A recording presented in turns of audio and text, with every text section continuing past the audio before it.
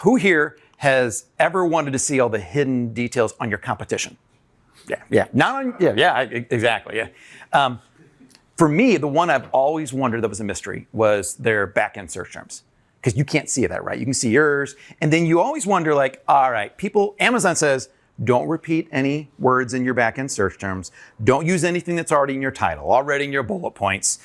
Just put this like boring list of, unique words in your back-end search terms. And no one has ever been able to like answer that question definitively. Is that the right way to do? Different people say different things.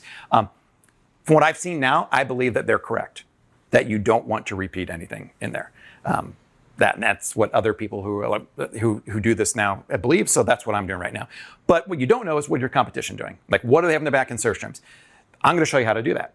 It's pretty darn cool. So first thing, you will need this Chrome extension called JSONview.com. It's free. There's no spyware on it. It's just going to add a little extension because we're going to download this code in the back end of every competitor's listing, and it's just a bunch of text. And if you don't have this little extension, you won't be able to read it very well. So this one will just make it super simple. You download that, then you use this link right here. And again, this is in the slides you get access to. Copy that and just replace that ASIN with any ASIN on Amazon. You do have to be logged into your Seller Central account.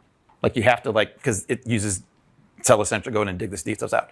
You put that in there, and then you will see this on any product. It's just one of my competitors. It's gonna show you all the details about their product that Amazon makes available to you. The one that I was really interested in, like, this is cool, but like, what the heck do I do with it? The one that I was interested in was the search terms. And so these are the back-end search terms for one of my competitors. And then what I did notice in here is they weren't repeating anything. It was kind of like what Amazon tells us to do. Go ahead and just use single words, spaces, no commas, don't repeat anything. And this is kind of like reinforce, all right, they're doing it the way that I've heard, and that's how I'm gonna kind of do what I'm gonna do in the future as well. And they're one of the top sellers. So if they're doing it, chances are it's the right way to do it. I also, I wanted to use these to get inspiration. Like, is there anything in here that they are now relevant for that I haven't thought of? Like, for example, essentials. Like camping essentials, survival essentials, things like that. I hadn't thought about that. That gives me an idea. I can put that into my backend search terms as well. I also wanted to see, like for me, I like seeing all these different variation themes.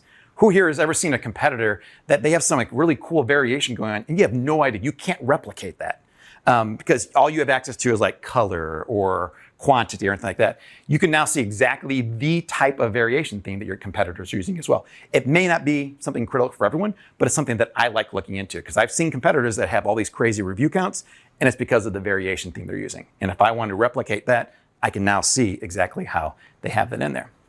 So that's simple. Again, this is all simple.